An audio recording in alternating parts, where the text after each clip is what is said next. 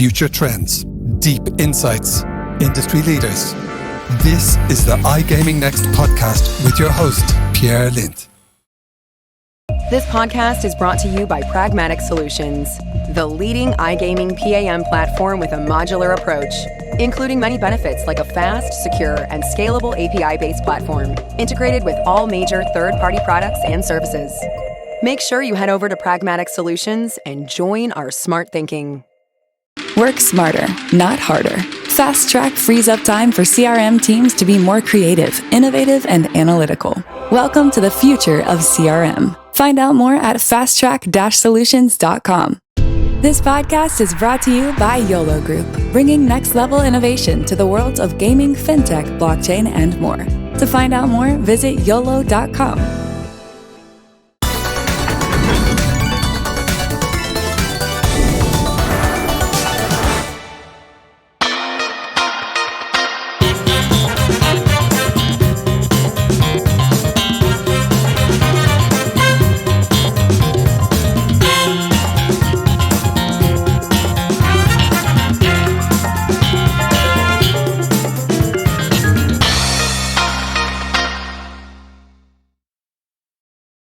And Stefan, it's nice to have you back here on the iGaming Next podcast. How are you doing today?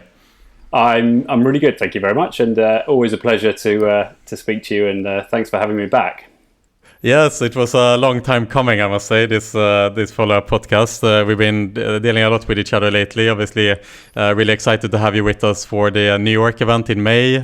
You've been kindly agreeing to help us on our strategic advisory board here to put together the iGaming/Metaverse sidetrack that we will be hosting. So just as a starting point here today, just wanted to kind of thank you for the efforts and the strides that you've been making in order to help us create a really cool event. And yeah, looking forward to see you there in person. I mean, but this is the second best option that we have today, doing this over the screen, I guess.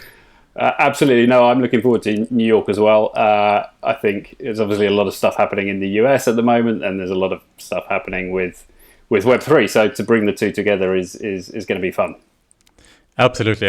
And, as a little bit of an introduction to the discussion here today, for the followers who follow this podcast, you probably know by now that this podcast focuses a lot on what is going to happen in the future. And we like to play with ideas. And, sometimes those ideas turn out the way we predict, and other times they don't. But the interesting and fun thing is to be open-minded to really forward-thinking ideas, so to say, rather than being closed-minded to ideas. And it just makes for a lot more interesting conversation, in my opinion.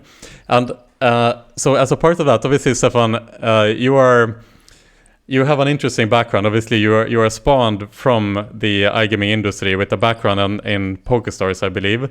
And then you have pivoted over to now being a Web3 advisor here as a founder of RarerThings. You've done some really cool things. I mean, recently you did the NFT/Metaverse promotion here for Australian Open. We're going to go into that, of course.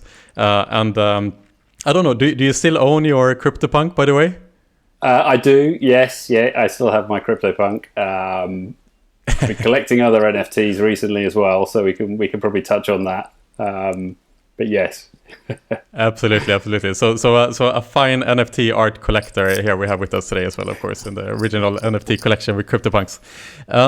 But to kick things off today, Stefan, obviously it has not escaped anyone's minds and attention right now that a week ago, in the time of this recording, Russia, after much threats, decided to enter the borders and go into Ukraine here, of course. And this is obviously a really tragic situation that is unfolding currently. And when this happened, there are, putting the tragedy of this situation aside and just looking at the financial markets reaction to this, interestingly, looking at the Moscow index on the stock market, the Moscow index reacted by dropping about 40% on the news, essentially, which alludes to the fact that not even the smart Russian money knew that this was going to happen, which is an interesting fact in its own right. And in addition to that, I was curious to see how the crypto markets would react to such an unstable geopolitical event. And originally, Bitcoin and Ethereum had a drop, I think around 20%, 15-20%, something along those lines, before recovering and actually recovering to the point where it was worth more than before the invasion took place. And there's this ever ongoing discussion happening of whether to classify Bitcoin as a store of wealth, like gold, which does well in uncertain times, or whether you should classify it as a speculative asset, which doesn't do well during uncertain times, so to say. And I guess the jury is still out on that question, so to say, but I would love to hear your thoughts here as a starting point today on the conflict and how Russia and Ukraine have kind of leveraged the cryptocurrency's possibility, and just how you see it from a Web3 perspective here. Sure. So, I mean, firstly, all my kind of thoughts are obviously with those caught up in this terrible conflict.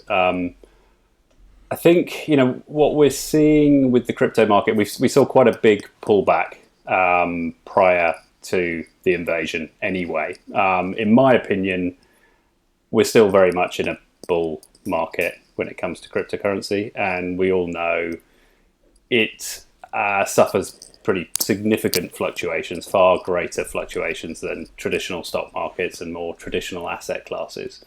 And, we'd already seen pretty much a 50% pullback from the peaks on both Bitcoin and Ethereum, even more on a lot of the altcoins and the DeFi protocols and tokens.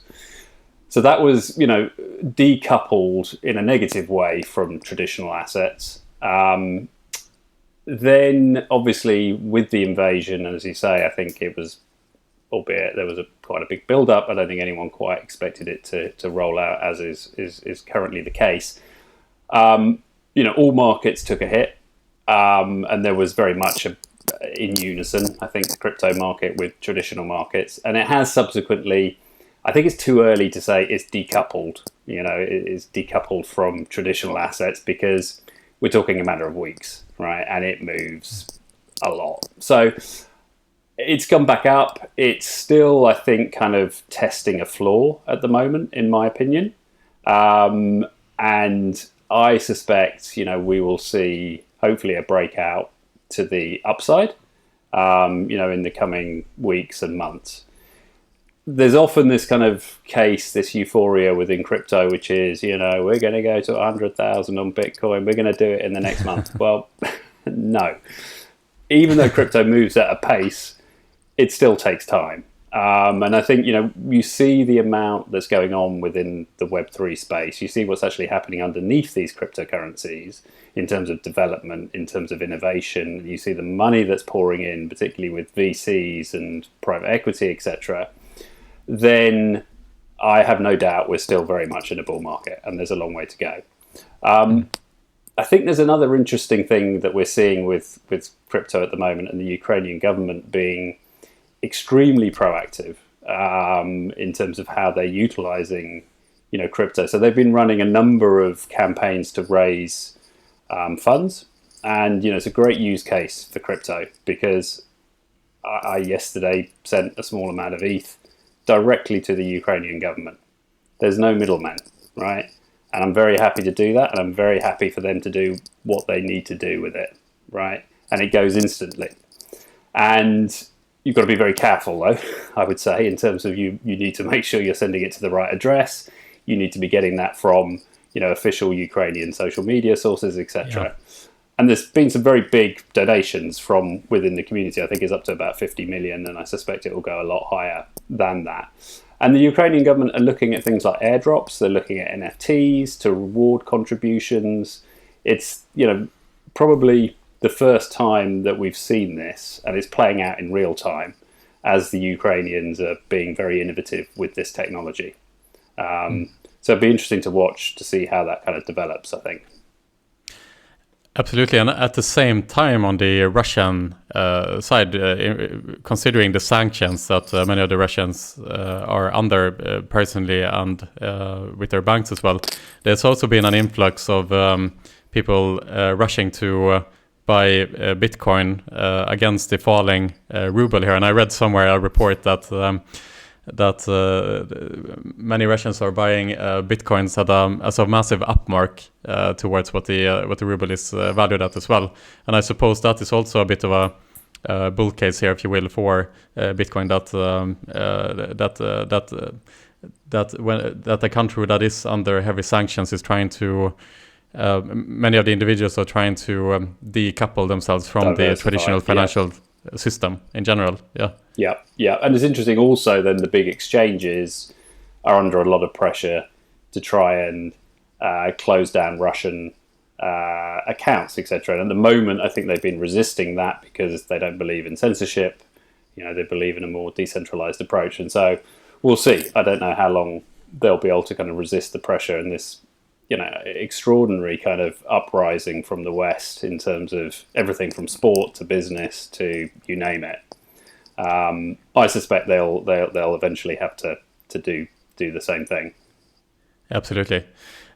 You mentioned something here, Stefan, as you pointed out that the Ukrainian government are running these fundraisers directly via their crypto accounts, and the fact that you have to be very careful to avoid scams at the same time. And I guess, starting to pivot into what is holding crypto back slightly, I would say, Web3 back, is the enormous amount of scams and sophisticated scams that are taking place in the space at the moment. And, even to the point where those who are crypto natives are able to fall for these very sophisticated scams. And I would like to just ask you about this as well, because I am dabbling my feet into this space and I have bought some NFTs here and there, but I feel seeing the amount of scams that is happening towards people who are crypto natives, it makes me really scared, because I could easily fall for a scam if people who are much more into the system than me are able to fall for these potential scams. Can you talk a little bit about what is the current status on that front, and how will the community kind of overcome the problem of the scams and the amount of scams that are taking place in the Web3 space? Yeah, I mean, look, I think it clearly is a problem. And I think it's easy to kind of categorize it as one set of scams. It's not, and it's kind of complicated, I think, because you had the rise of the kind of 10K NFT collections, and a lot of those, frankly, were people buying and selling, arbitraging their own NFTs to increase the price and then get other people to buy in, and then they would cash out, etc. So there's that type of scam. There's scams where I think, people are putting up false addresses and false kind of front ends to exchanges, or, getting people to part with their money nefariously, whereas they think they're doing it, with a legitimate dapp, etc. I've been lucky, touch wood, but I am careful. I tend to only kind of interact with what I consider to be reputable, projects. I know people who are involved in those projects, or, I think if you do sufficient due diligence, even though it's still very early days and slightly Wild West, you can kind of interact and operate within Web3 perfectly safely. But it does require that you're on the front foot. It does require that you're thinking about things. It's not Web2. And because it's non-custodial, once the money goes, it goes, right? So I think I wouldn't be afraid, and I'm not afraid, but I think you do need to do the due diligence and just be a little bit more careful. And then I think actually things are moving very quickly anyway. I think there are some kind of common standards that are beginning to be agreed. There's a lot more kind of grown-up businesses moving into the space with much better security, much better practices. So I'd like to think, that there probably always will be, there always are, in any technology or any space. But I think, within the next couple of years, that will become less of an issue. All right, fair enough. And just to go back to basics here, Stefan, there are many expressions that have been born out of 2021 that I've learned, at least, which, starting with NFTs, moving on to the Metaverse, moving on to Web3. All these expressions is something I heard for the first time during the year of 2021. And I suppose I am really curious of the expression Web3 in general. Can you clarify a bit what is the difference and the history between Web 1, Web 2, and what is now Web 3? Good question. So I think that probably you could ask a dozen different people what Web3 is, and you'll get a dozen different answers. But my kind of view of it is Web 1 was the kind of informational internet. It was kind of pre the dot-com boom. It was, that whole period actually between the protocols being developed in the mid-60s through to the late 90s, and it was academia, it was military, then it became kind of in the 90s more, slightly more kind of public consumption, but it was really informational. And then Web 2 was really the kind of coming of e-commerce, web moving onto mobile, and then it was the rise of kind of social networks, such as Facebook and Twitter and what have you, and the combining then of social and e-commerce as well. And that's given rise to, the giant companies that we see today, in the Googles, and the Facebooks, etc. Web3 is a layer on top of the internet, and its kind of premise is based around decentralization, both at a tech level, but also at a user level.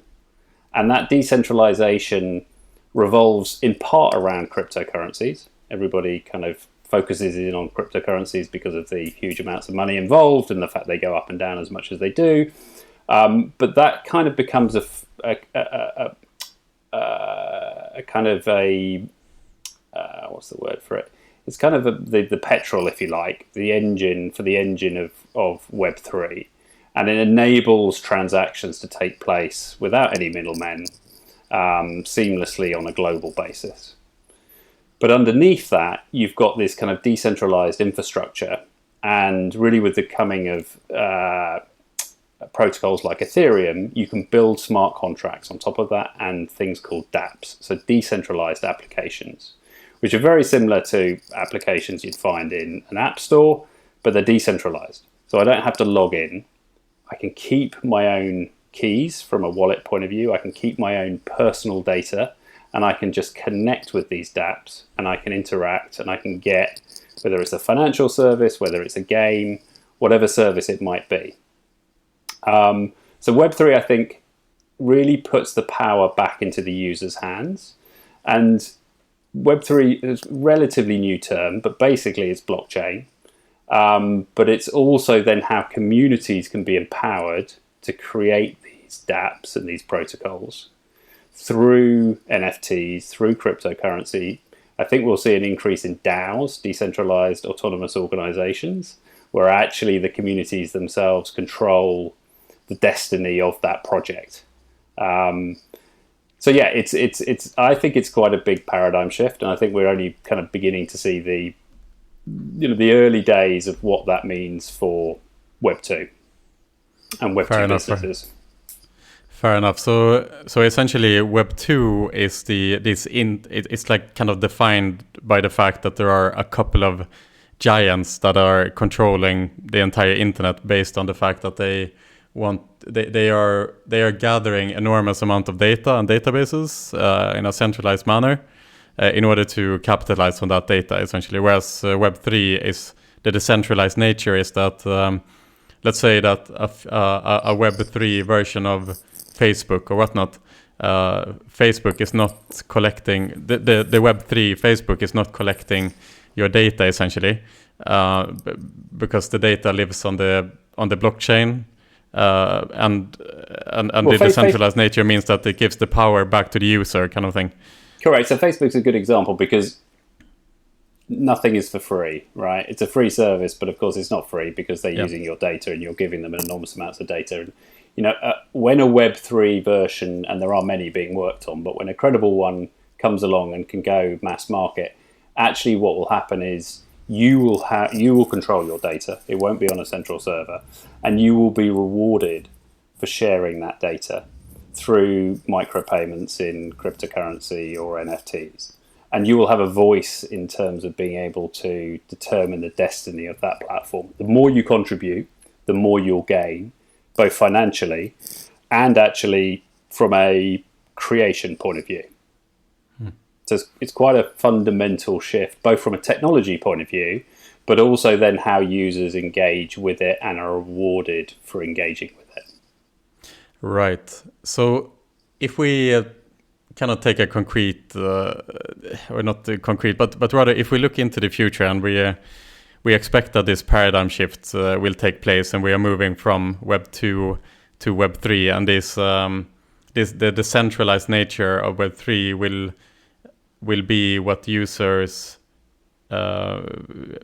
prefer, and so they will start moving to Web 3 based, decentralized based competitors, if you will, to the current giants. Like, what would a future Facebook look like, or like how would these giants be disrupted, or do you think they will be disrupted?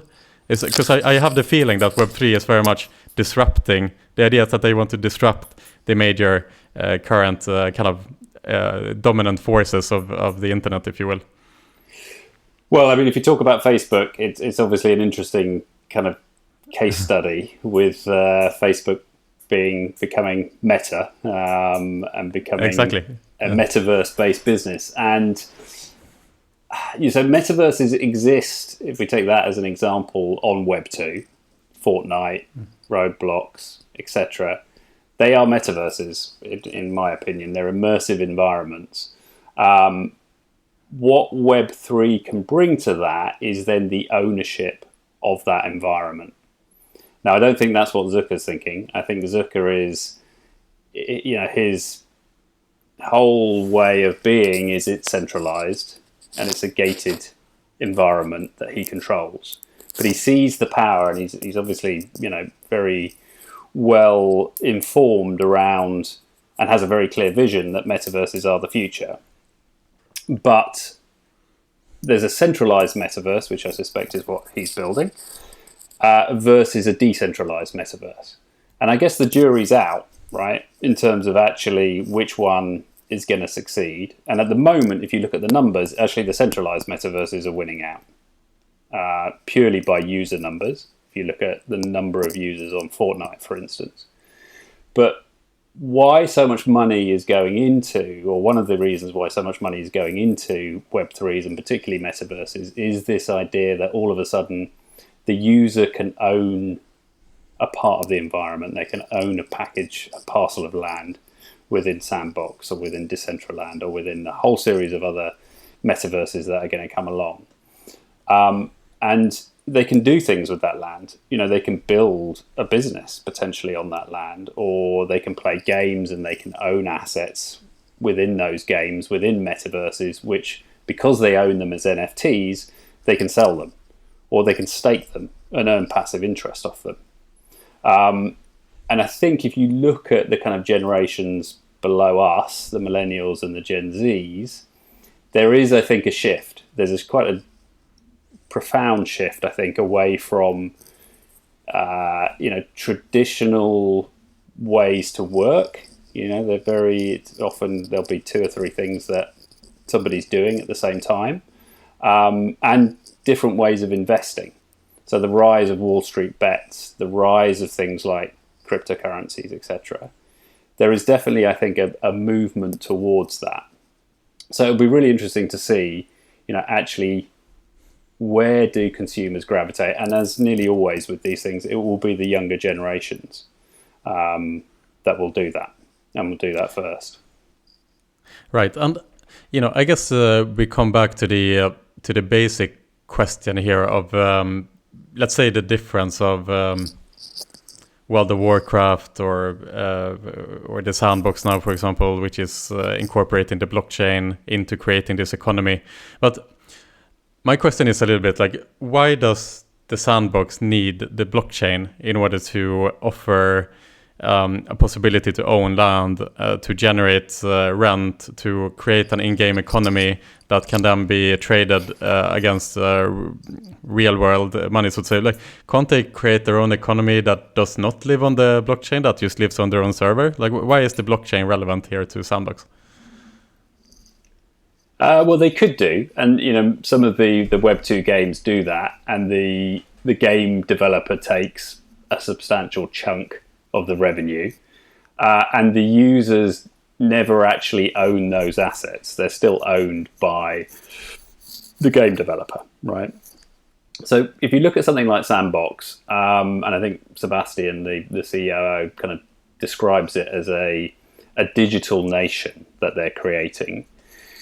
What you're doing is you're enabling, and you don't have to buy land, but if you have got the money and you want to buy land, you can buy a stake, and there's a finite amount of land within that metaverse.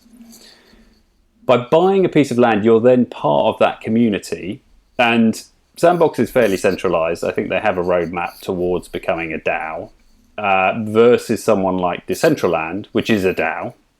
Okay, so they are already, the landowners themselves control the destiny of Decentraland.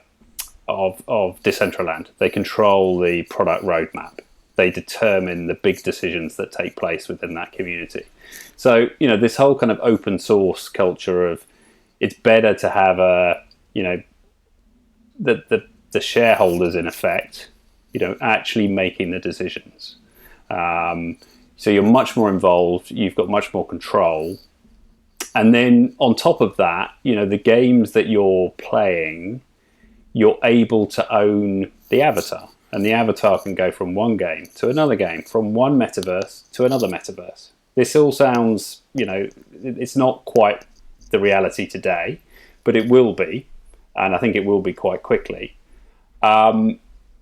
So your kind of visual and your identity, your digital identity will be, you can take between different games, you can take between different metaverses. Ready Player Me is an example of that, as an avatar-based company that is interoperable with lots of different games and metaverses. But you're also then able to, I'm talking to Decentraland at the moment about my business having some space within an area called Vegas City, which is quite appropriate for this audience. And I'm looking at trying to reinvent the agency model by using the metaverse and using NFTs and using a community to actually engage with some of my clients, can engage with the community in a meaningful way, in a gamified way, in a 3D environment, for research, for product testing, for becoming ambassadors of their brands, etc., for product trialing. So there's all sorts of things you can do, and I mean, really, I think if you think about it in the real world, you can buy land, you can lease that land, you can rent land, you can build businesses on top of those lands. That's what's happening in the digital realm, and the reason it has to be done on a blockchain is that is the only way that you can certify ownership of those digital items. Because it's an open ledger, you can say, well, look, this NFT, this certificate, comes from the legitimate original IP holder, whether that's Sandbox, whether that's an artist, whether that's a brand, whatever it might be. I can see everybody who's owned that asset, and I can see, and the world can see, that I now own that asset. Okay, and by doing that, I then have the ability to leverage that asset like a real world asset, whether that's selling it, whether that's building a business on it, whether that's staking it to earn interest, whatever it might be.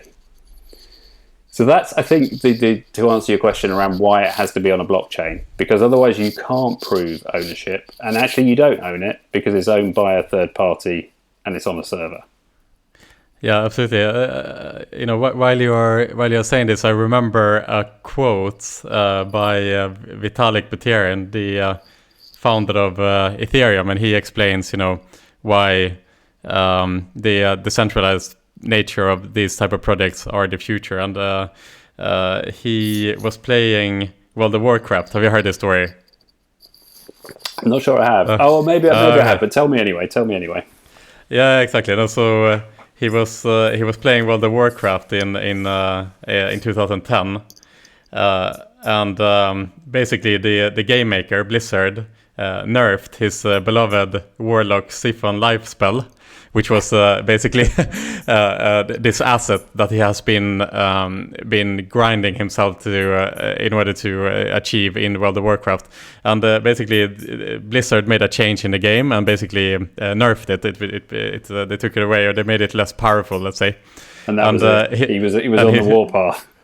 Yeah, exactly. And Vitalik said, "I cried myself to sleep, and on that night I realized the horrors that the centralized services can bring." That centralized services can. Yeah. Look what he's gone on to do. Exactly. So it's like I guess that goes to the point that you are making here, that the difference here between World of Warcraft and, let's say, the sandbox is the fact that there is no centralized nature who can take those decisions to basically take away your land or take away your assets in the game.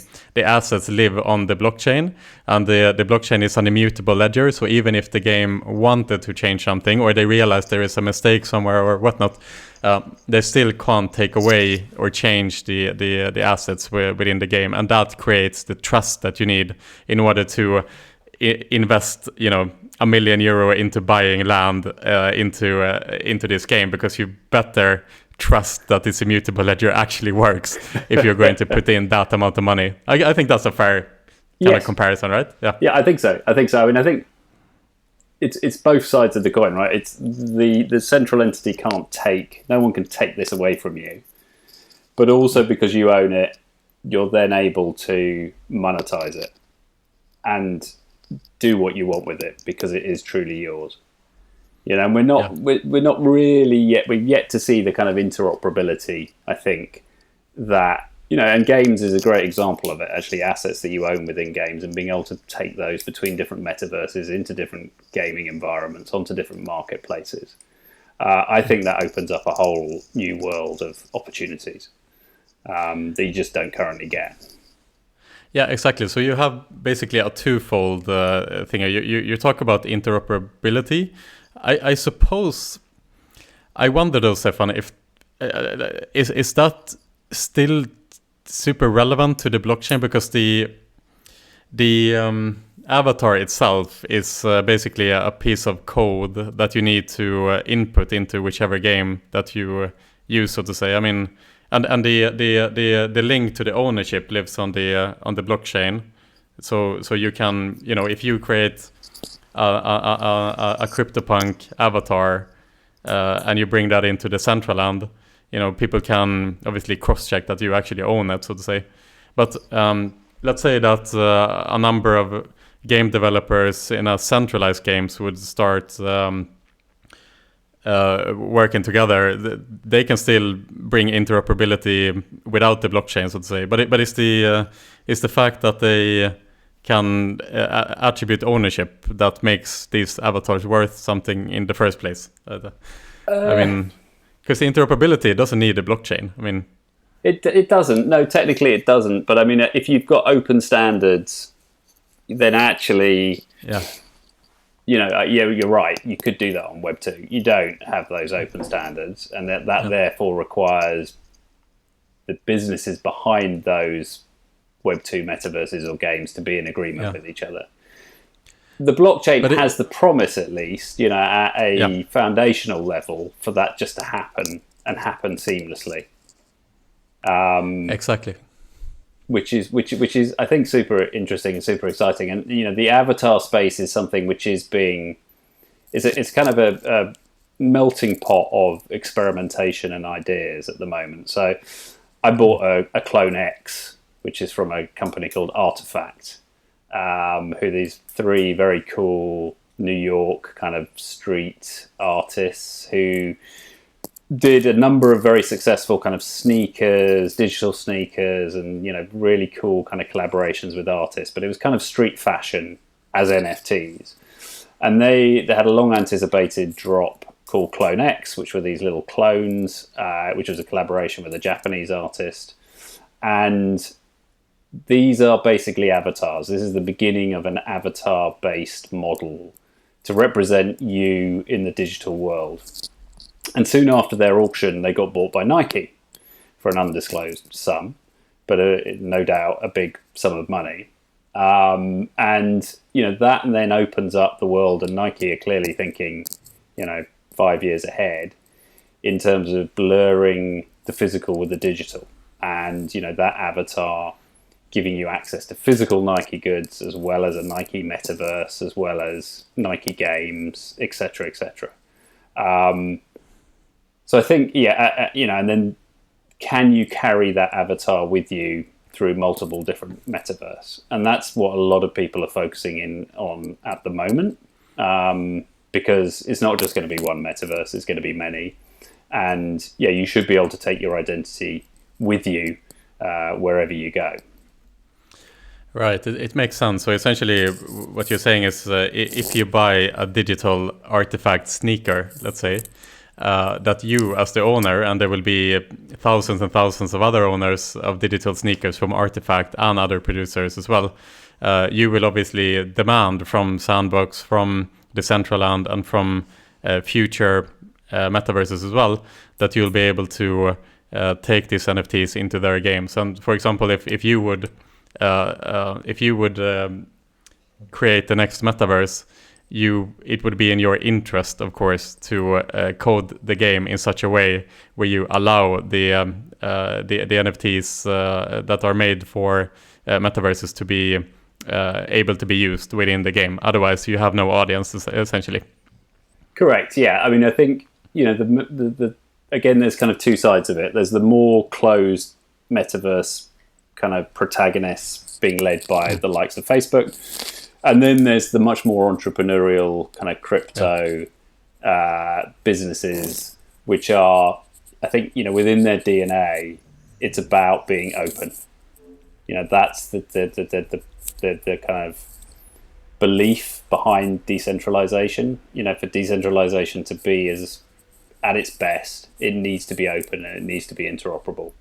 And you see that with a lot of these businesses. They're working towards that, because it's not quite as straightforward as it sounds, but it's definitely doable, and that's the philosophy that these businesses are taking.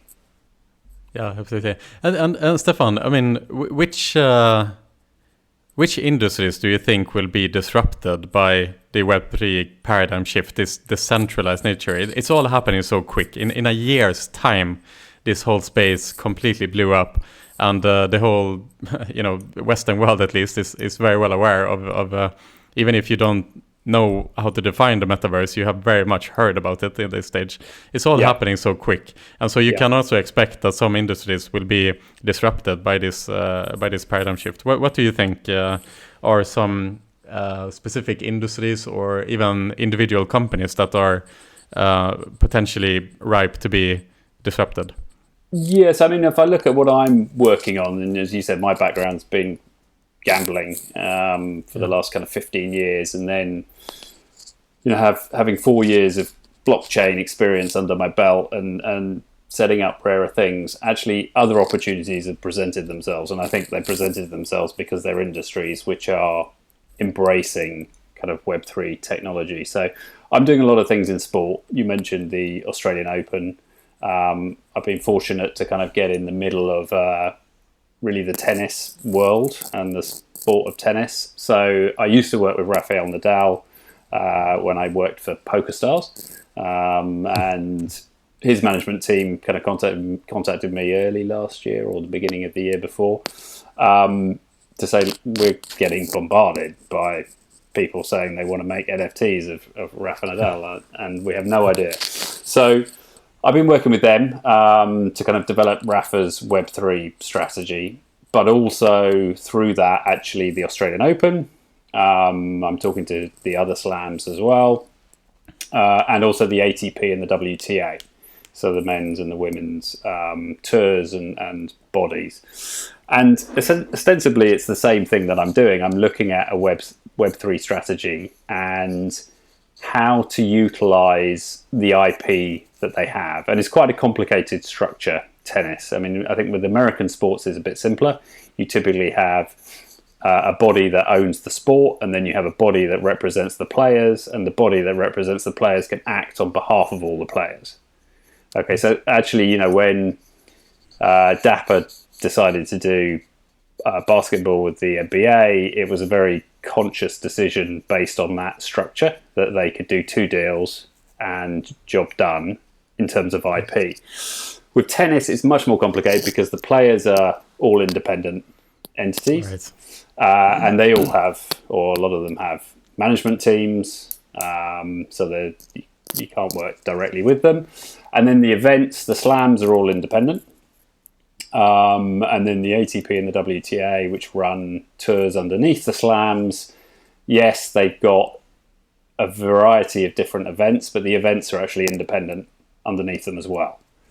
So there's lots of different bodies that you've got to kind of, stakeholders you've got to kind of bring into play. But it's very decentralized, tennis. It's very decentralized, yeah. which is good and bad. But yeah, what we're looking at is everything from fan tokens. So socios are kind of the front runner in that area, although Binance are becoming very proactive and quite aggressive in the fan token space. And I think that's quite early days. I have slightly mixed opinions on fan tokens as they are today, but I think they've got a big future moving forward. Then there's the kind of NFT side of things, and the ATP and the WTA have got 40, 50 years of footage, as do the Grand Slams, which is just sat there. It's just sat collecting dust. But actually, those are the greatest moments with the greatest players at the greatest events. And, you can package those up into, great kind of collections and stories. The McEnroe versus Bjorn Borg collection. This just goes on. It's almost endless, right? All the way through to modern day, events that are taking place now, to looking at kind of memorabilia. So like the Super Bowl did with the NFT versions of the tickets. So, the old fashioned, I keep hold of my paper ticket stub.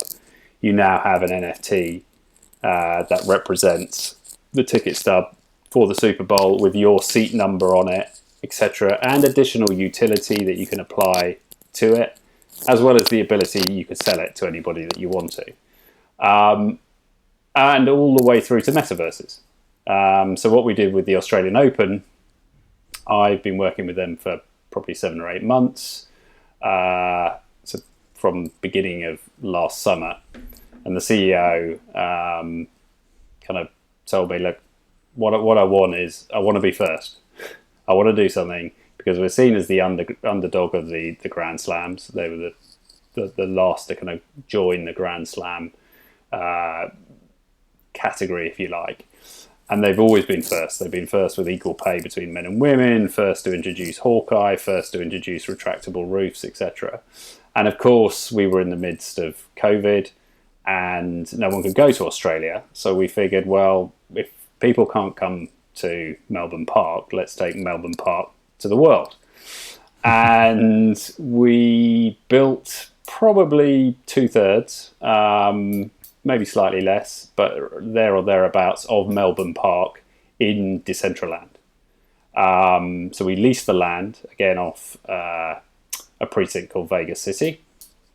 And Melbourne Park is amazing. It's the complete opposite of Wimbledon, whereas Wimbledon is very traditional and very formal.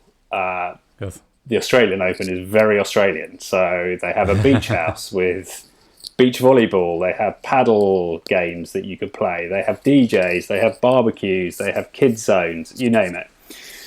So we brought that to life, as well as the Rod Laver Stadium, the main stadium. We had TV feeds coming in on big screens all the way around the Decentraland Melbourne Park. We had POAPs, so proof of attendance protocols, which communities within metaverses go crazy for. So we did a big closing party. We had Steve Aoki DJing. We had about 7,500 people attend. And you can go up to the DJ booth and push a button and you get a little POAP, which is a proof of attendance. So it's a little NFT badge with Steve Aoki's logo on it and the Australian Open, And we did wearables. So you could come back, you could compete in little games, tennis games, or challenges around the site. And if you found, 7 tennis rackets hidden, you'd get a free wearable airdrop to you the following day, etc. So it created enormous amount of publicity. I think it was probably the first global sporting event to leverage a metaverse in that way.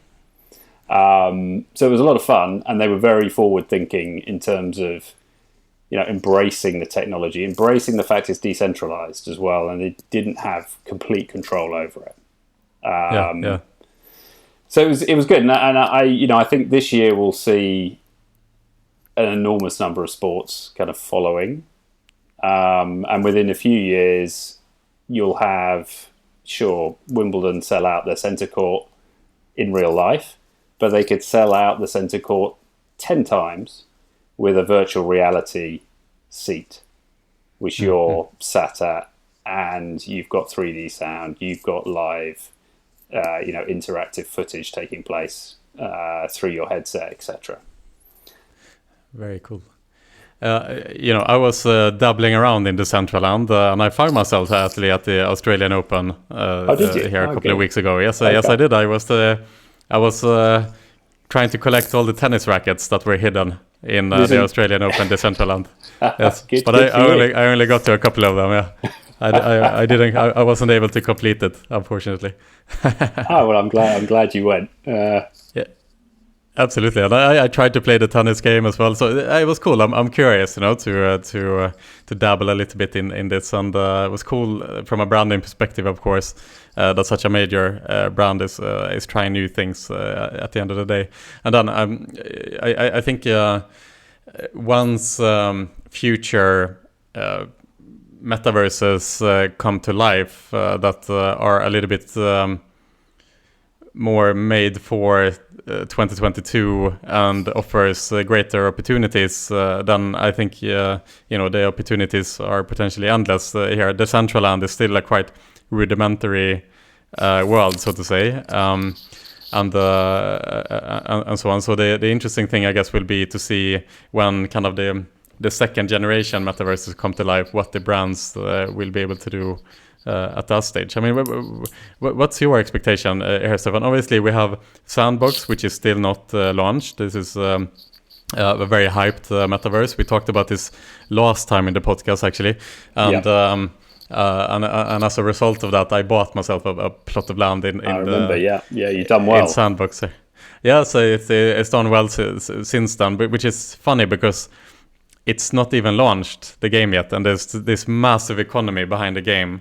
I think they have a market cap of something like $3 billion USD or something along those lines now, and the game is not even in existence yet. It's unbelievable to me. The second alpha is, I think, it launched yesterday.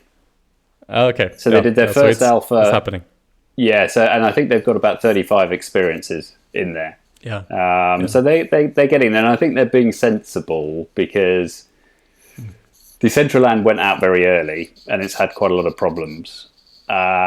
Whereas Sandbox has been like, no, we're going to take our time building this and make sure we get it right.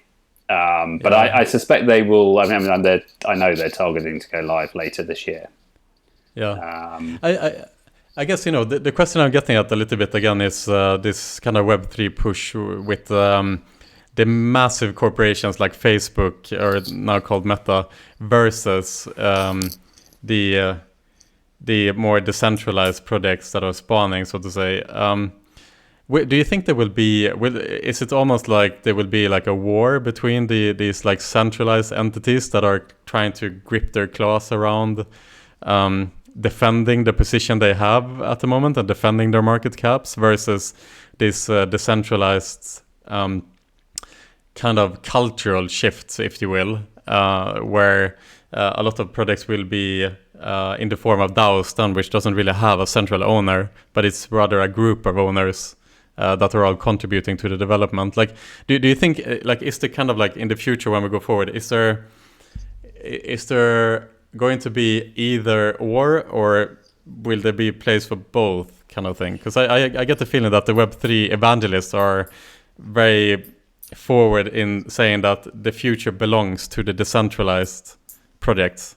What do you think? I think it's a bit of both, to be honest with you. I'm quite pragmatic about it in a sense that I think user experience is key, right? And at the moment, the user experience, and you kind of alluded to, Decentraland looks a bit like a game from the late 90s or something in terms of its graphic capability. I think all of that will change, and I think that will change in the great scheme of things relatively quickly over the next, let's say, 3 to 5 years. It'll be at the same level as we expect Web2, games and environments and beyond, actually. So I think that hurdle and kind of, the user experience hurdle around having wallets, etc., will be overcome, right? And the mass market will be able to engage with it. The question then is, how much value will people put on privacy? How much value will people put on, ownership, co-creation, and being able to create their own, revenue streams in terms of what they do. So again, I think some of the more forward thinking, I was doing a bit of work for Adidas, some strategy work for their outdoor team. And, Adidas they're clearly a youth brand, and they are thinking very much along how they can deploy Web3 in a way that I think Web3 should be deployed, which is kind of give the environment and the assets to their core customer fan base, and then actually stand back, get out of the way, and let them get on with it. Let them create, let them go and build and create value and, make money off, Adidas or other initiatives that are being set up. Now, that's a very alien concept for a brand, for any brand, because they're used to keeping control. And it's very much a one-way, we're going to communicate to you. Social media has changed that, but this will take it a step further. So I think it's fascinating. And, a lot of the brands I talk to, they're kind of in that dilemma. How comfortable are we in terms of ceding control?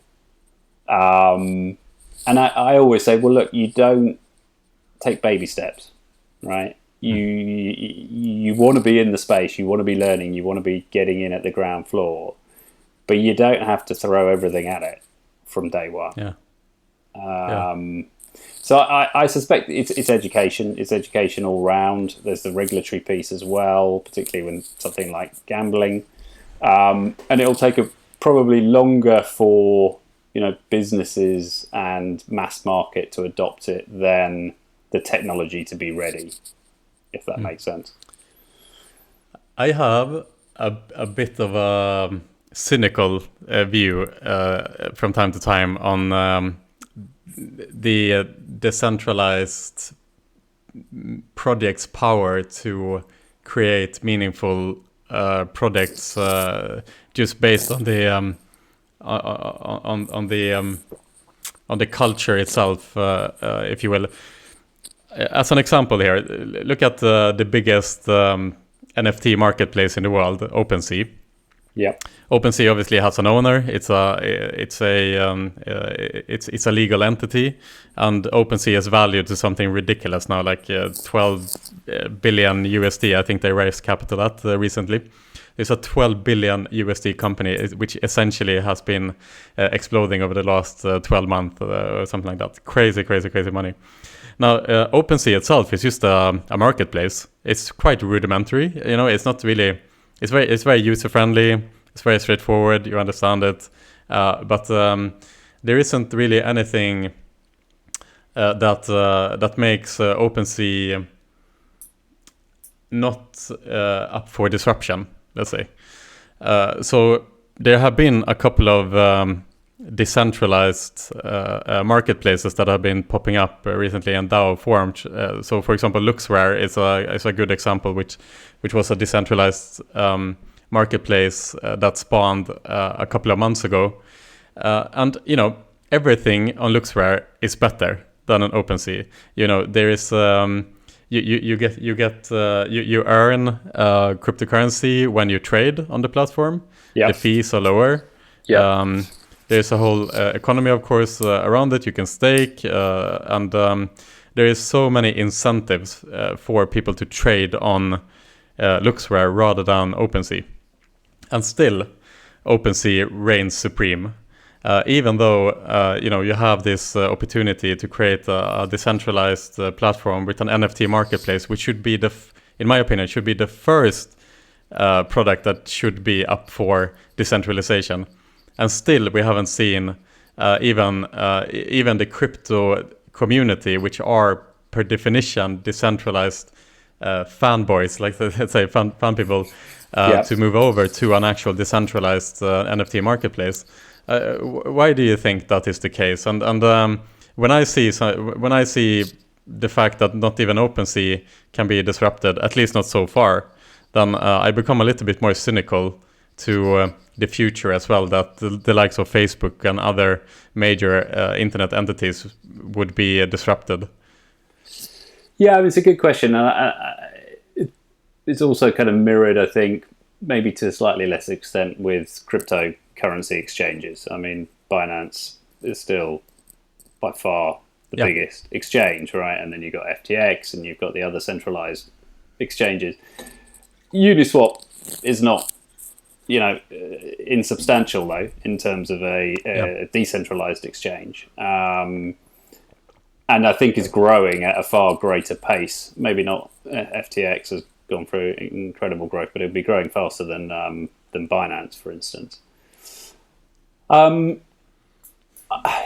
Again, I think there is. I'm probably slightly less complimentary on LooksRare in terms of its functionality versus OpenSea, and maybe that's just because I'm used to OpenSea as well. There is that kind of inertia, possibly, and it's a difficult one. I mean, I hear you, and I think there's a shift that has to take place, not just from a product point of view, but also from a user point of view. And the question is, I think, how much does the user value, or is kind of the inertia with more centralized models, is that so great that actually the benefits of decentralization with greater hurdles and friction to get into it and involved with it, my feeling is at the moment, certainly for the mass market, but even within a large swathes of the crypto audience, actually will take a slightly easier path at this point. Until those decentralized models, the friction points become less and it becomes more seamless an experience. But you might be right. Maybe some of the decentralized propositions themselves don't resonate. I've been thinking about this, Stefan. I've been thinking about it because it sounds so counterintuitive that a product like LooksRare wouldn't win against OpenSea when, again, the fees are lower. You earn money through. I mean, but like even taking aside the culture or the religion of decentralization, but I haven't thought this through, this analogy, okay? But so take it for what it's worth. But communism versus capitalism. Capitalism wins every time because it's just more efficient. And the centralized projects with a clear hierarchical structure and a clear goal and a clear direction with clear leadership and no ambiguity around the project, a clear, basically capitalistic structure like OpenSea is. They have a goal to please their shareholders and to earn as much money as they can, and there is a clear structure within and a hierarchy within that project. Yeah. Versus Luxware, which you can compare to a more like communistic structure, which doesn't really have an owner, and it's basically the community that is creating this product for the greater good of the community. I think the reason why capitalism won against communism is because capitalism is per definition looking for perfect efficiency, whereas communism is per definition never going to reach that efficiency. And I wonder if that is the case in this decentralized versus centralized type entities as well, where decentralized entities will just never be as efficient as a centralizalized structure. I'm sorry to go too like kind of far left here, but I wonder if there's some truth in that. It's an interesting analogy. I mean, I would argue also that capitalism is it goes more with the grain of human psyche, right? We like to look after ourselves and we want to protect our families, and we want to, there's an ego component to it as well, rightly or wrongly, whereas communism kind of goes against that grain and inevitably ends up with corruption and what have you.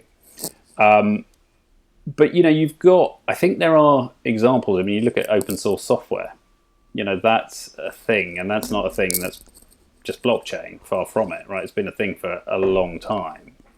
And that is decentralized in terms of, and that's some of the biggest, software products that we know. Indeed, the internet itself was largely open source. You look at something like, as well, Bitcoin. So Bitcoin is fully decentralized. No one controls that. Now, whatever your opinions are on Bitcoin, it's a thing, right? And it's not going anywhere. And it's created, significant ripple, shall we say, across all swathes of society and economy. So I think, there definitely is a role for decentralized organizations and DAOs. Do I think that's going to be suddenly everything? No. But I think there will be a space for them. And I hear I've run businesses with communities and, communities that own the token for that business. And that's still a centralized business. It's not a DAO. But obviously the token holders are very active and very vocal and want to say in terms of the direction of the business. And it's difficult to manage because there's just so many different voices and so many different opinions. And so I think, for DAOs, I don't think there are many, what I would call, the true definition of a DAO, many examples of them operating out there. I think a lot of people are kind of feeling their way in terms of what does this look like? How can this work? So look, I think there is a role for them. I think they do have problems, but I think it's probably too early in most cases to say, it's never going to take off, or even which areas it's likely to take off. Yeah, I see the argument too, and I think the counterpoint to my own argument is the fact that the most talented developers and the most talented artists and the most talented content creators, they don't necessarily want to work under Facebook or other such entities. And for example, music artists doesn't necessarily want to be reliant on Spotify, for example. But if they have the option, instead of working under a corporate entity, which is not owned by themselves, to join a DAO, a decentralized project, which is owned by the community of developers, for example, or the community of artists and so on, that is going to be a much stronger proposition for them to join those type of projects in order to create whatever they are passionate for as a group. So in perhaps it's just a case of right now the space is just very new and it's still kind of evolving and developing, and people are trying to make sense of where this whole crazy strange thing is heading.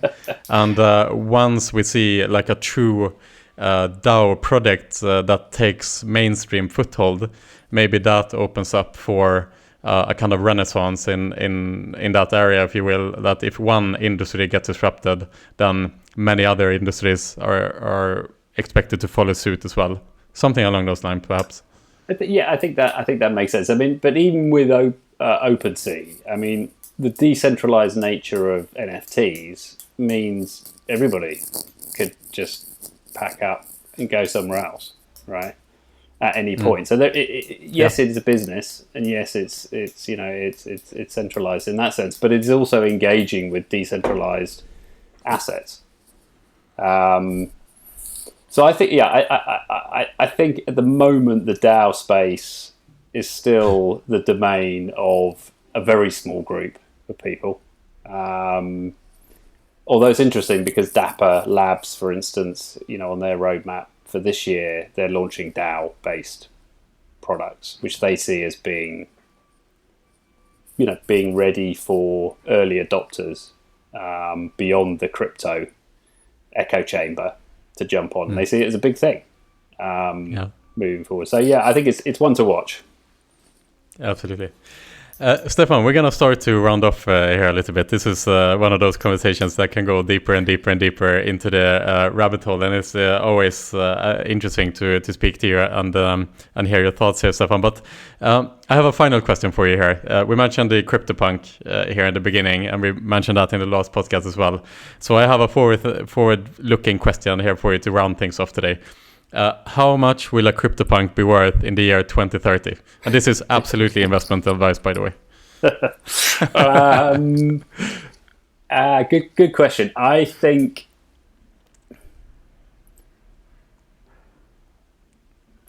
my personal belief, I mean, so CryptoPunks have had a bit of a hit recently because they've been superseded by BAYC in terms of being, the market leader in terms of price. And that is, I think, largely because they've got their knickers in a twist around the IP rights of a CryptoPunk, which aren't very clear. And because of that, you haven't got all of the additional kind of utility that is beginning to be spawned off the BAYC community. Having said that, I still think they're the cavemen, the cave paintings of NFTs. And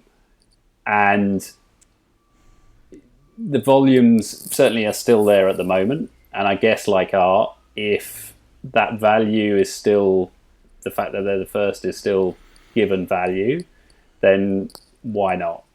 I guess more pragmatically, they could be worth nothing, or they could be worth the floor. I think they're about 200, they're about 50, 60 ETH at the moment. Double, maybe more. Very cautious predictions here. Well, yeah, I don't know. I mean, I'm much more interested in NFTs that have utility, and because I think that's really what the value of NFTs bring. That's not to say art isn't a thing that's being disrupted by NFTs, but the bit that I think is much more interesting, and we're going to see a lot more of, is really crazy and meaningful utility. Yes. So yeah. Fair enough. I'm gonna take an over bet on the double, and we can bet. I don't know, 0.1 ETH, and in the year 2030, if the Ethereum network still exists, and then we can follow up on our bet here, and we follow up on this podcast. What do you say? Okay, sounds good. All right. Very good. All right. Thank you so much, Stefan. It's been an absolute pleasure to go down to the rabbit hole with you today, explore some really interesting thoughts and so on the Web3 decentralized space of the future of the internet.